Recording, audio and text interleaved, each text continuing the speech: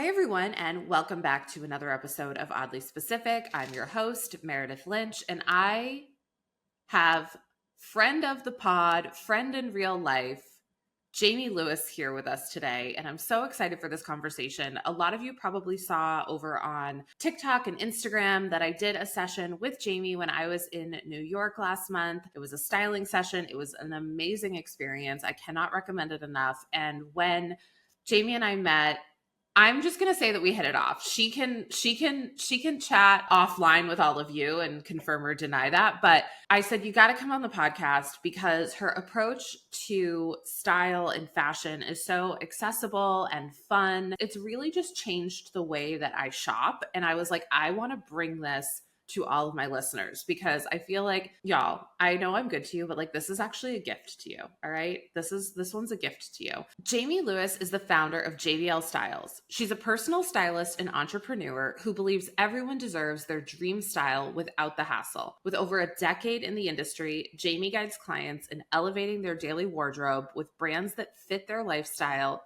emphasizing that luxury doesn't have to be complicated. Beyond fashion, Jamie understands the transformative power of a great outfit.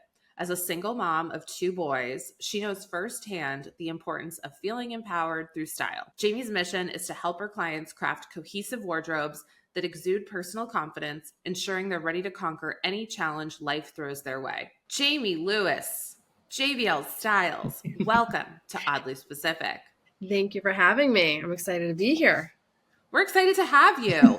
I first found you, I think when I was on social media, just really struggling with what to wear, what to buy. And somebody said to me, you have to follow this woman, Jamie. And so I started following you and I was like, oh, this is the fashion content for me.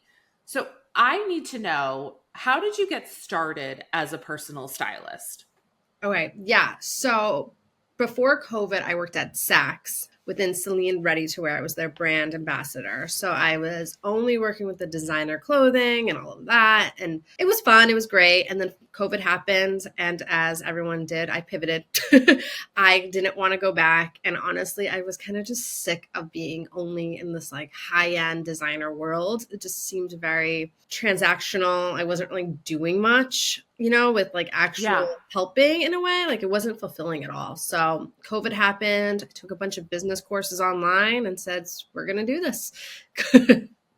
Now, you already have, though, a background in fashion business. Can you walk us through that? Yeah. So I've been in the industry prior to JBL for well over 10 years within the luxury market. I was a brand manager for Jason Wu.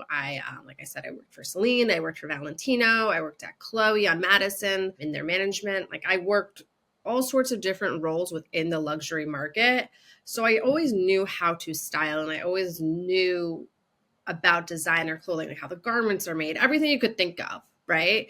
So that's my background. And then when I was at Saks, I had so many clients that actually were personal stylists. So I also knew what they did. And it was just kind of like this easy pivot, so to speak. Now, you also, though, you lived the dream because you went to FIT, which is the Fashion Institute of Technology. So you also you went and got a degree in this. So tell me more, what is your actual degree in within the fashion world? So my degree is in fashion marketing and PR. And that's what I thought I was going to go down into. And then I realized I hated PR. It just wasn't for me, but it was always within the business side of fashion, which makes sense. And I love marketing. Which is why probably we met on social media. I love all of that stuff. And that still continues to be true. So it all still makes sense. But I feel like what I originally went to school for is probably not exactly what I do now. It's so interesting that you say that because I was having a conversation with someone the other day who's, figuring out their path. They're just out of college. And she was very like, well, I majored in this specific thing. So I feel like I need to work in this specific role. And it just reminded me, and I'm not saying this person wasn't doing this because they're working, they're doing great stuff, they're getting great experience, but it's really okay to try the thing that you thought you wanted to do and decide it's not for you. Totally. And life throws curveballs. I mean, when I was at school, personal styling was not an industry. at that point. Like Wait, what? it was not, it was Like independent stylists. Like it was independent like Rachel styling. Zoe, my Yes, enemy. like what I do for a living, where I help quote unquote normal people style. It wasn't as, it's still a very new industry. It's still like not really, it's very niche. Not a lot of people really understand what it is. Celebrity styling was very big then. Editorial styling was very big, but personal styling, to go into somebody's home who works a normal corporate job or is a stay-at-home mom or something like that, was not something that they offered as, it just didn't really exist yet. It's still very new. It's becoming huge. It's becoming more popular, but it wasn't a thing. It's so interesting you say that because I never thought about it that way, but it's not to bring it back to me, but like once in a while we are going to do that here on the podcast. And if you have a problem with that, then you can leave it in the reviews. Someone is really upset because I talked about the Third Amendment of the Constitution on here for like 2 minutes the other day. They were like, gonna be upset. Right? Ain't that the truth? Well, and we can actually talk about that in a little bit of just navigating social media presence. But what I do, I went to college, I got a degree in communications, and I worked in a variety of different nonprofit spaces. Like I was, doing event planning, and I worked in fundraising more specifically. And this thing that I do now, which is separate from other things that I do in my life, did not exist. Like you could not, like when I went to college, there was no like, you can have your own podcast. Like people would have been like, what are you doing that with, a CB radio? Like, Exactly. And actually, yeah, guys, that is what I'm doing this with. I'm doing it with a CB radio. Jamie's a long road trucker. She's popping on here. But it is so true. Like the industry is always changing and pivoting. So it's really great to be open to when the change happens. And so you decide that you want to start your own business, right? When you're furloughed from Saks. Yeah. Yes. And what does that look like? So I knew I wanted to start my own business.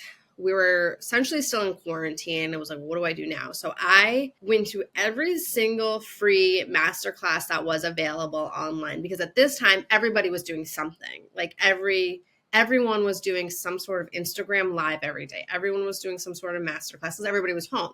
So I literally went to like everything you could possibly imagine. And then I was very fortunate that I had a nice amount of repeat clients at Saks that then said, we'll support you, So I had those ladies as well that stayed with me while I was like navigating and figuring it out.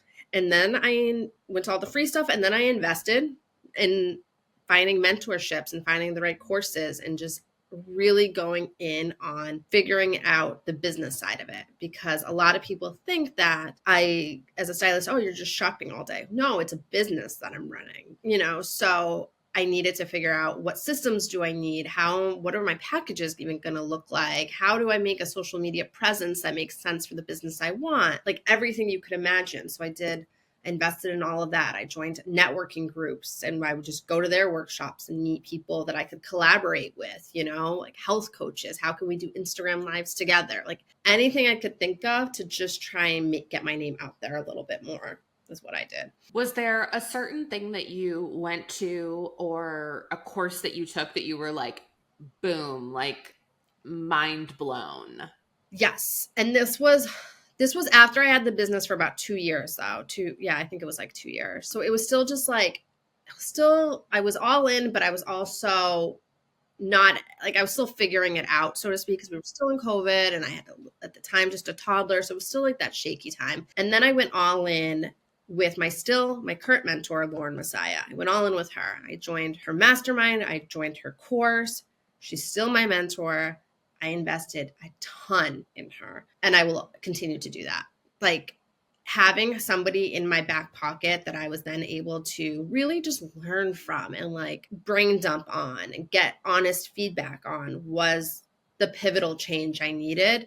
And ever since I invested real money with her, that's when it became, okay, we're making some real money ourselves now also, because the ideas were there, but I needed somebody to help me figure out what's working, what's not working. How can we adjust the right way? What do you look for in a mentor? Somebody that's going to be honest with me. So I had invested in other courses prior, and they were fine. They were good, no complaints. But when you have an idea that's not scalable or won't work, some mentors will say, oh, that's a good idea. And be polite about it. No, you need a mentor that's going to say, that's stupid. Like, do it this way. Like I needed somebody to be very real with me and like not waste my time and say like, this is what we're doing. Like, how would this work if you have 10 clients, like just the things that you wouldn't think about. That's what helped my business grow, was having a mentor like that. Hands down, just being real. It's funny you say that because I was meeting with someone the other day. Actually, I'll name drop, not like only because I think she's fantastic and I think you should all follow her. And that's Judy Carter, who is often considered sort of the queen of learning how to do comedy. She has the #1 book about comedy in the world. It's hugely successful.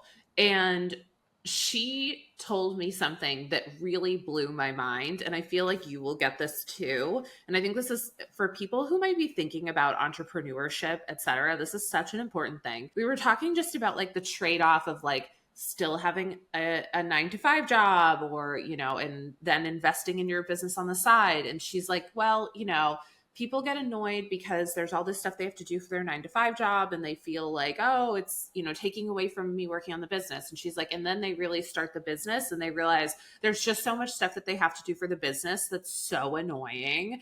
And like, you're going to just spend like, you're going to have this other time with lawyers, like financial meetings, accounting stuff that like, just keep that in mind when you're working on something like that and you're debating these things, because it's like your time is going to be pulled in ways that you still don't like. And how do you feel about that?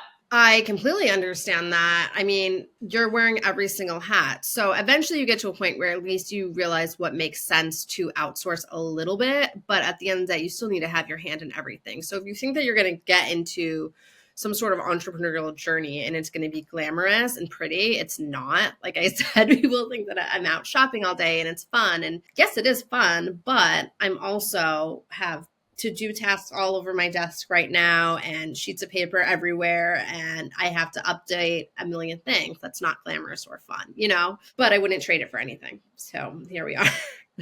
Fair enough. Well, let's get a little bit more. I've been really enjoying this entrepreneur conversation, which we didn't even intend on having, but I think is really interesting for people because I know so many people are like navigating their own decisions in their life. So now let's get a little more into the quick and dirty of styling. What do you think are the biggest mistakes that a lot of women make when they're building their own wardrobe? Yeah. So if you're building your wardrobe, if you look at your wardrobe and you're just like, I hate it, and then you just go to Bloomingdale's one day and say, I'm going to revamp it all. If you don't have a game plan to do that, you're going to hate that wardrobe in 2 weeks. And what I mean by that, like, I have a lot of people that come to me and they're like, well, I have so many pieces and they're just hanging there because you didn't have a game plan at all. Like when you went into Bloomingdale's, let's call it, did you know that you needed to get like X amount of denim and you needed to get this kind of blouse? Like you need to be somewhat strategic about what you're getting. You need to have some sort of aesthetic goal in your mind. So we do like, for instance, a whole style board for our clients of where we see it going. Because if you don't do something like that, that again is how you just end up buying whatever like the sales associate is throwing at you and you don't know how to wear it. So you just really need to have that solid game plan of this is what I'm looking for and it's within this style. This is what I'm really trying to go after and this is how I'm going to wear it. So do you think it's helpful to do something like, let's say somebody is not in a place to work with a personal stylist, to do like a Pinterest or something like that, for maybe a month before you go in and do this, so you can really cultivate? Because sometimes what I do is like, I'll put something in my cart and then I'll come back to it like in 3 weeks and be like, do I still want that? Totally. Yeah. Pinterest, I love. So do a Pinterest board. If you don't really feel like doing that, just start saving Instagram posts that you're really into and you can create a little folder that way. If you're wearing an outfit one day that you're into, take selfies and create a little album in your phone. All of that. And then also what you said of leaving it in your cart. Leave it in your cart just even overnight and see if in the next day it's still resonating with you. That impulse buying, that's killing your style. Absolutely. That's so true. As you can see, I am wearing the striped blue, white, and brown shirt that we looked at when you and I did our session, and I really liked it. But obviously, I bought a bunch of stuff, which I love. It's amazing stuff. But I was like, oh, okay, do I need that? And then when I got back home, it's been almost a month now. And I was like, I still want that shirt. And it was on sale. Like, and Veronica Beard stuff is like in season typically is not on sale. So I was like, all right, this kind of justify like Yeah. what was like my mental thought process there, I'm very proud of. Yes, 100%.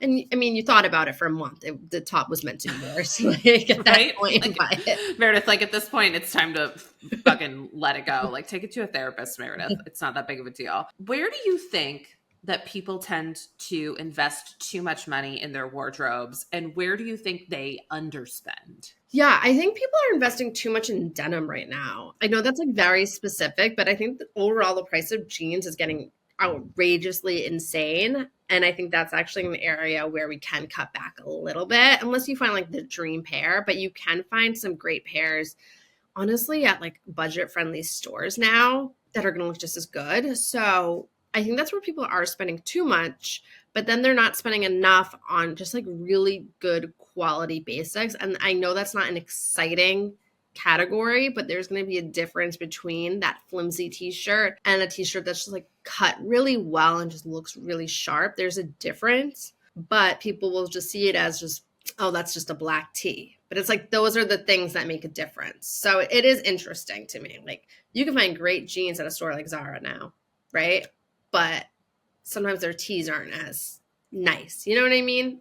This is very specific. But no, I don't think it is specific because I think, I love a white tee. And I will say, like, I just got this white t-shirt from Eileen Fisher and it was kind of pricey, but the cut of it, the sleeves of it, the weight of the material, it looks so nice. And I've been wearing it with like a green, an army green skirt. And like, I can wear that to work because the white t-shirt looks so elevated. Mm-hmm. Mm-hmm. Yeah. There's just a difference sometimes in like the thickness of the fabric and the cut. And it just makes, it's just worth it to me. What is your approach then to fast fashion for both your clients and I'd love to know for yourself? I'm not against it. Like this is Zara. Like I'm not against it. I'm against certain brands in fast fashion. Like I stand by that if you're a grown woman, you should not be wearing something like Shein, right? Like your top should not be $2 and like there's chemicals in it and there is a poor child somewhere making it, which listen, I know Zara is not the most ethical either, but I'm just saying like there are, or at least I'm telling myself there's levels, but brands like that, no, absolutely not. But I'm not against finding a good find at a Zara or a Mango or something like that. You definitely want to be more mindful of the way you're shopping it and looking at the garments. And it can look really cheap, really fast, but it can go toe to toe with anything else. So this is when it comes into play, knowing how to style yourself and knowing what to look for. That's when these kind of things are really helpful. And then also, what drives me crazy is, again, I'm not against brands like this. I love Mango. Don't think because the garment is only $40, $50 that you shouldn't get it tailored, right? Just because the garment is inexpensive, you still got to pay to make it look more expensive with the tailoring. Don't get cheap with that. That's how you make it look 5 times more expensive. Well, and that's also how you'll pull it out of your wardrobe a lot more often if it fits you really well. Yes, no, 100%. But I have a lot of clients, just I know a lot of people that will say, well, it only costs $60. I'm not going to spend the $30 on the alteration. And I get your mindset with that totally.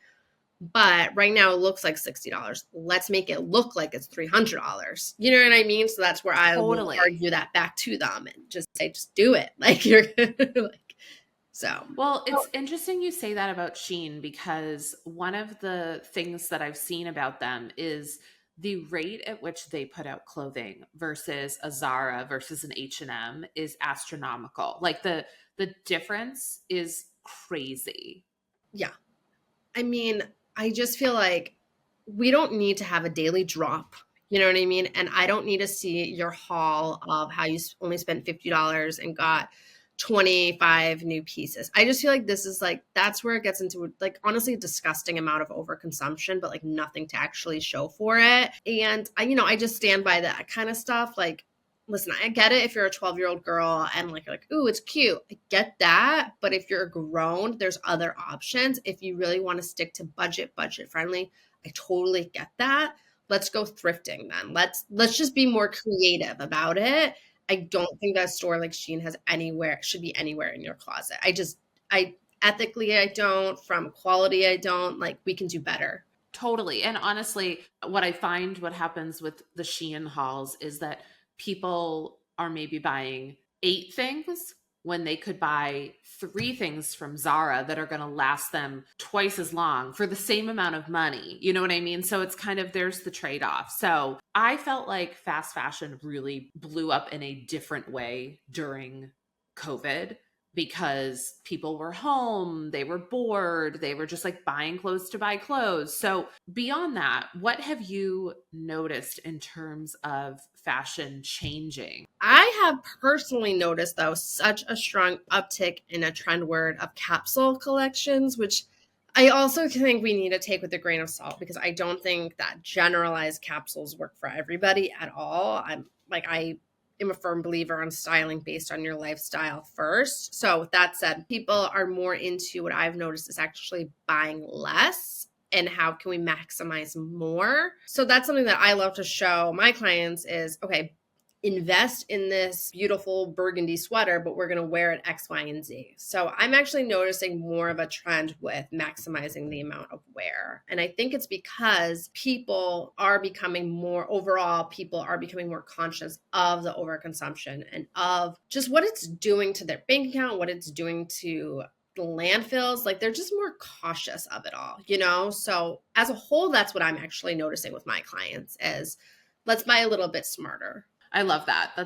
That's honestly what I've been moving towards. And living in Southern California, you can have pieces that you can wear year round, which I know is a little bit, but even where you are, I feel like there's certain things that you can totally wear year round and you can shop more consciously for that.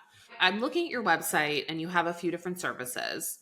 Can you walk us through what the signature service looks like for a client? Because that's your bread and butter, right? That's what most people do. Yeah. So the signature is pretty much, that's going to be your full revamp. That's where we really want to be strategic, like I said, about what we're bringing in. So we're going to do that full closet edit with you in person or virtually. We're going to really identify, what are you missing? Like, what key pieces are you missing? We are going to come up with that full style direction so that you understand what your style even really is. And then you're going to have that fun curated shopping experience that you had.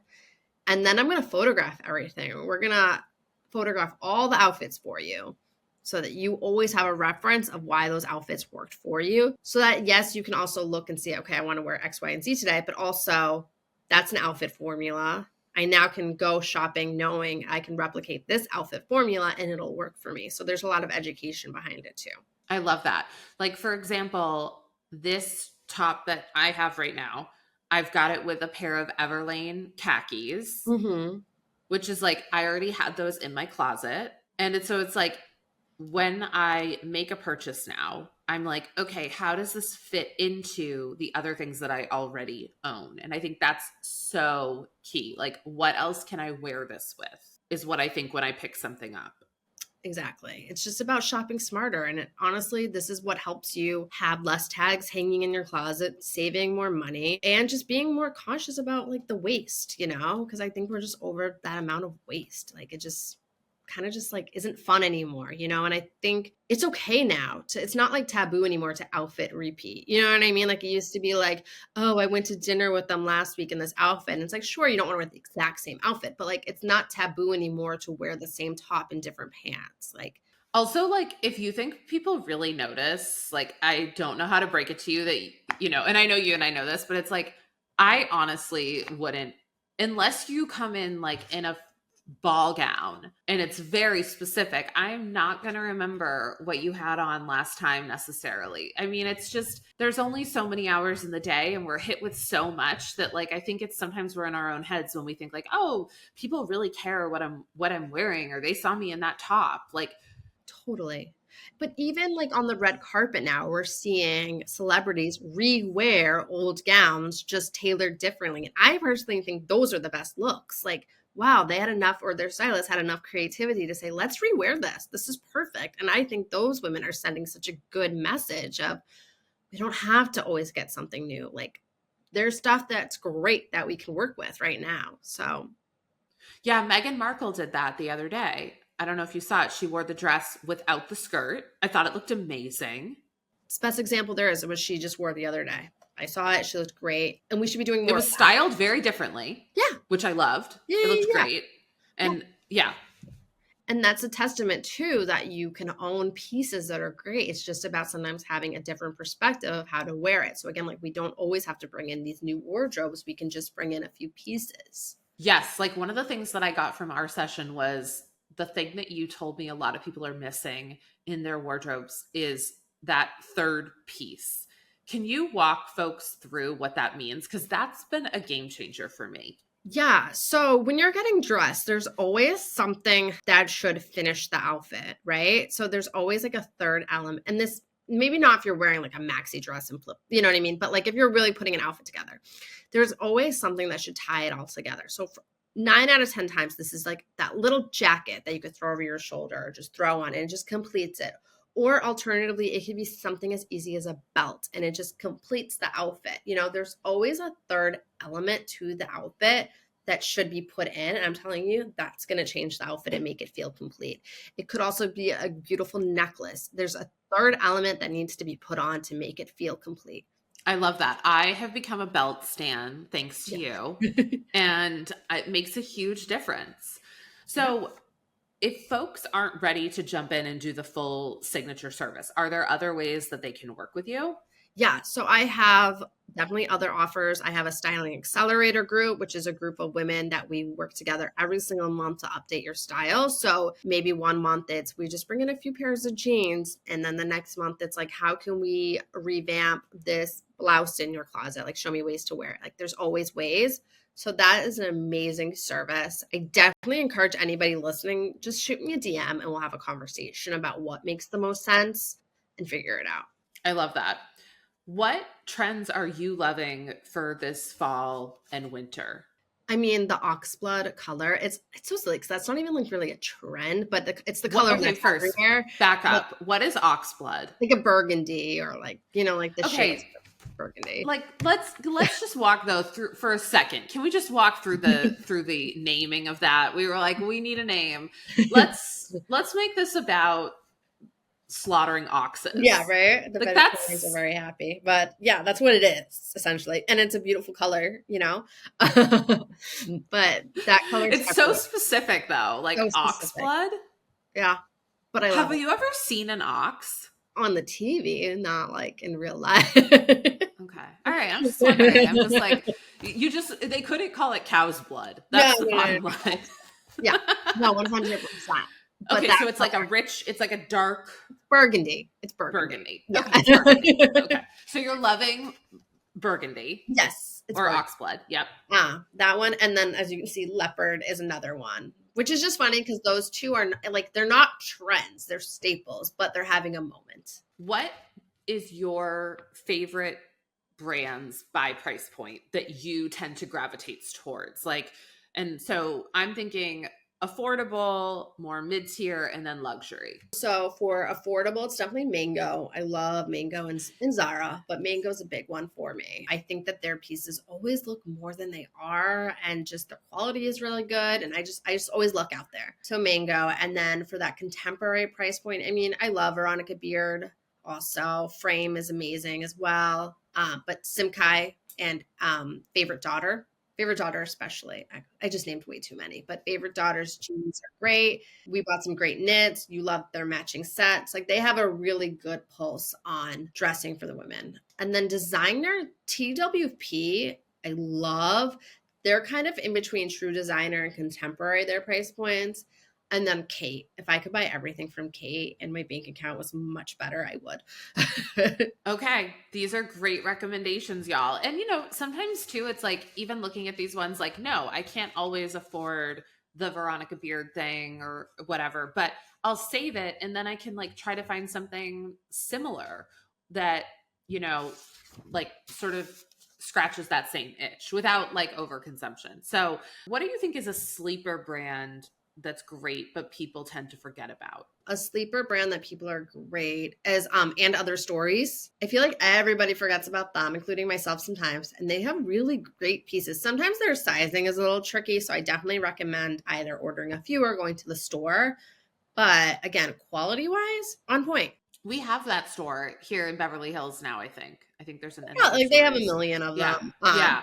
But I'm always like very happy when I go and always find pieces. But for some reason, when I'm home, sometimes I forget to go on their website, and I feel like a lot of people are similar. Yeah, that's a really good point. I don't think of it like the way that I think of probably some similarly priced places. Like they're pretty similar to a Zara, right? They're a little bit more, but not drastically at all. Okay. So, Jamie, where can clients find you, potential clients, or just now Jamie Lewis stands like myself? You can always shoot me a DM on jbl.styles, or obviously there's my website, jblstyles.com. But honestly, shoot me a message on Instagram and I would just love to chat. Thank you so much for being with us today. This has been so interesting. I think that we all want to make our lives easier, and that's really what Jamie is doing through her business. And it's, to me, it's a very inspiring story too. There's so many of us who have made pivots and had changes in our lives over the, pandemic, and we're always reinventing ourselves, but sometimes like those hard things that you go through in life will push you to make changes that like you were always meant to make. So, Jamie, thank you for being with us. Thank you for inspiring me. And I hope you'll come back and join us again. Yeah. All right. I will talk to you soon then. Thank you.